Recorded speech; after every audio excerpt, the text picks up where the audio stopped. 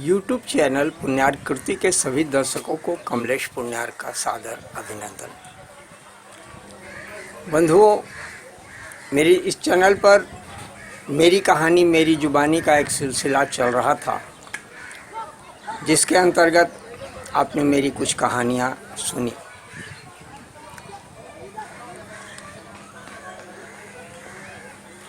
आलेखकार और व्यंग्यकार कहानियाँ कितनी सुनाएगा।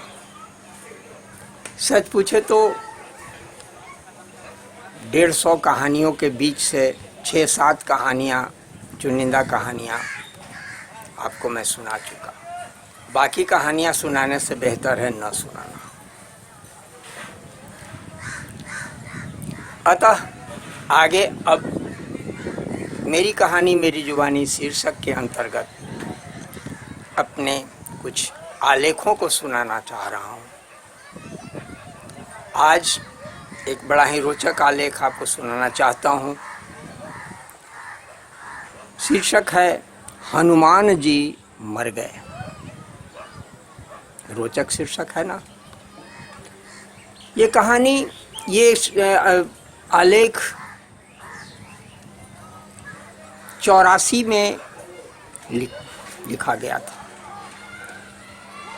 आमतौर पर हमारे आलेख या कहानी जो भी है विभिन्न पत्रिकाओं में समय समय पर छप जाया करते थे, लेकिन बड़ी अजीब स्थिति रही। शीर्षक को देख करके ही ज़्यादातर संपादक इसे छांट देते थे। ये क्या कहानी, ये आलेख छाप करके तो भाई हम खुद जहमत मोल लेंगे। नतीजा ये हुआ कि उस समय के 84 से लेकर के करीब 95 तक कई पत्र पत्रिकाओं से लौट करके यह आलेख आया, किसी ने छापने का साहस नहीं किया। अभी हाल मतलब कि करीब 5 साल पहले शंख की चूड़ी नामक कहानी आलेख संग्रह लोकनाथ प्रकाशन ने वाराणसी से प्रकाशित किया। उस पुस्तक में इसे स्थान मिल पाया और संयोग से आज मैं उसी आलेख को अपने ही स्वर में आपके सामने प्रस्तुत कर रहा हूँ। तो आइए सुनते हैं आलेख हनुमान जी मर गए। विशाल लाल किला के प्रशस्त मैदान में अपार भीड़ है। क्यों, किस लिए? समय नहीं है सोचने का।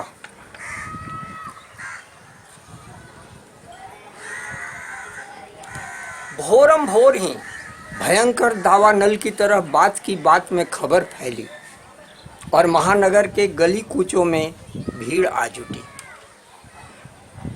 किसी के बुद्धिवर्धक चूर्ण की चुनौती छूटी, किसी के नस की डिबिया, किसी का सिगरेट केस छूटा, किसी का बेड टी, किसी के पान का बीड़ा छूटा तो किसी के बीड़ी का बंडल, किसी के दाएं पैर का जूता ही छूट गया तो किसी के बाएं पैर का चप्पल, किसी ने एक पैर में जूता पहना तो दूसरे पैर में चप्पल, किसी के जूते चप्पल तो सही सलामत रहे किंतु पांव ही उल्टे पड़ गए, किसी ने हड़बड़ी में मेम साहब का सैंडल ही डाल लिया पाँव में तो किसी ने नंगे पांव ही दौड़ लगा दी कृष्ण कन्हैया की तरह।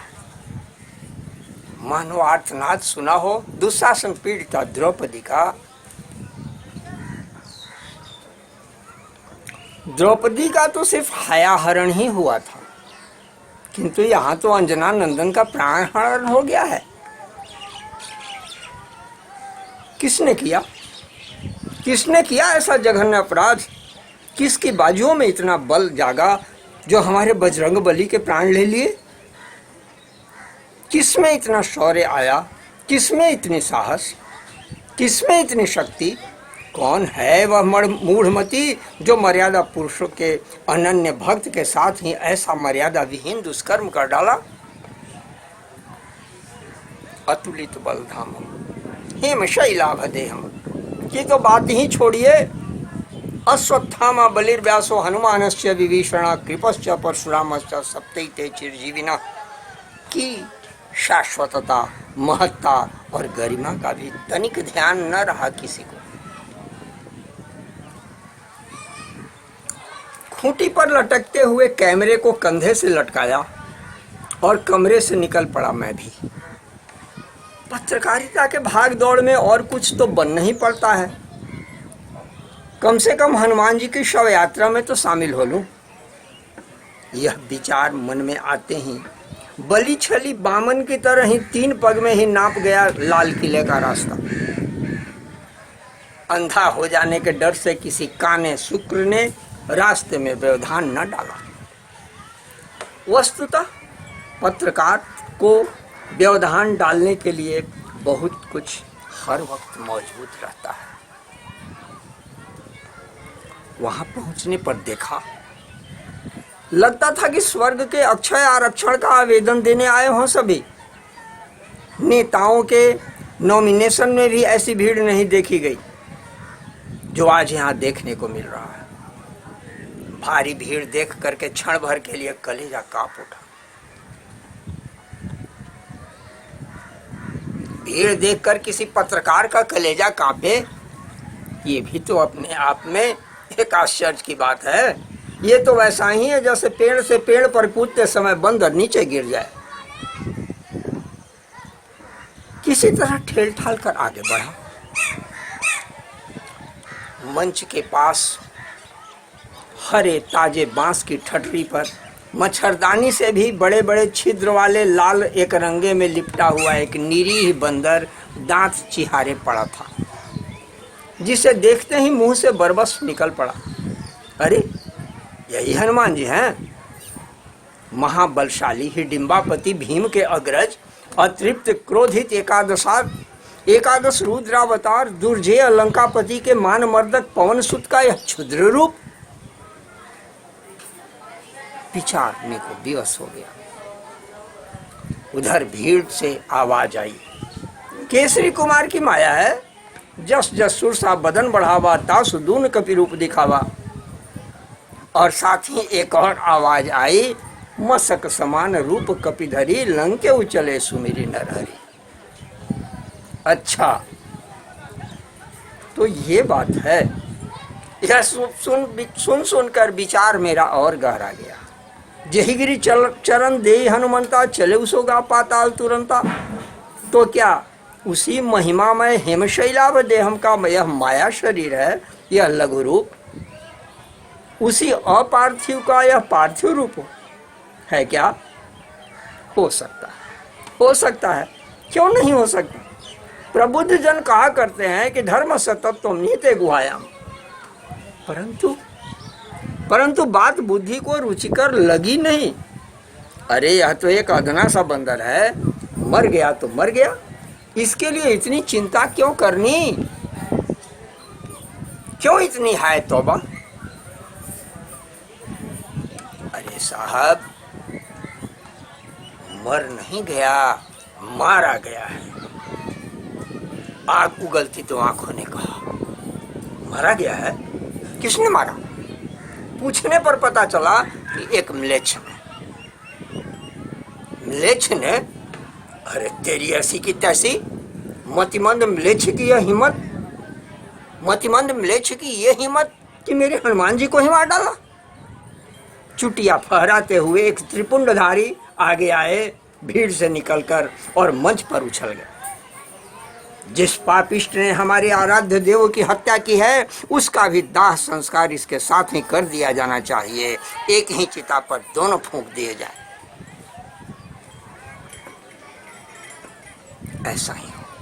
ऐसा ही हो। भीड़ का कर्कश स्वर आसमान फाड़ने लगा। भीड़ तो भीड़ होती है, किंतु इसमें भी अनर्थ हो जाएगा। हरामखोर म्लेच्छ हनुमान जी के साथ जल करके अक्षय स्वर्ग को प्राप्त हो जाएगा। ऊपर लपक करके आए एक गांधी टोपी ने कहा, और पल भर के लिए सबको सांप छूट गया। बात तो बिल्कुल ठीक कह रहे हैं कि हनुमान जी के साथ अगर जला देंगे तो ये म्लेच्छ भी स्वर्ग चला जाएगा। हृदय के किसी गुप्त कोष्ठ का कपाट खोल, खोया हुआ हिंदुत्व खुरखुरा कर जाग उठा। पत्रकार का निष्पक्षता धर्म धुल गया क्षण भर में ही। खोखले हिंदुत्व का धर्म ध्वज लहरा उठा मानस मंच पर।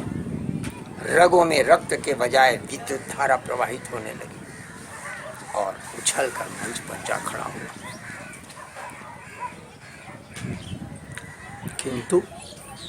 किंतु मंच पर पहुंचते ही धर्म की खोखली इमारत भरभरा कर ढह गई।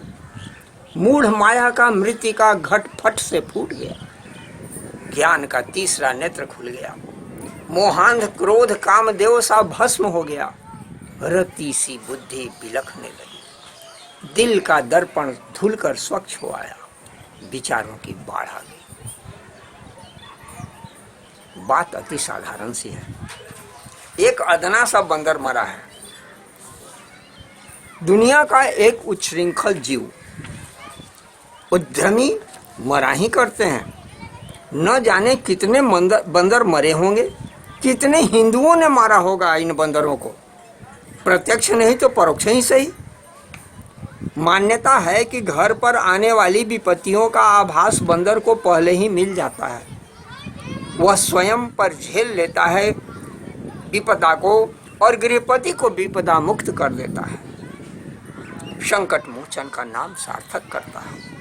इस तथ्य से अवगत लोग बंदर अवश्य पालते हैं। स्वयं बचते हैं, बेचारा बंदर बलि का बकरा बनता है।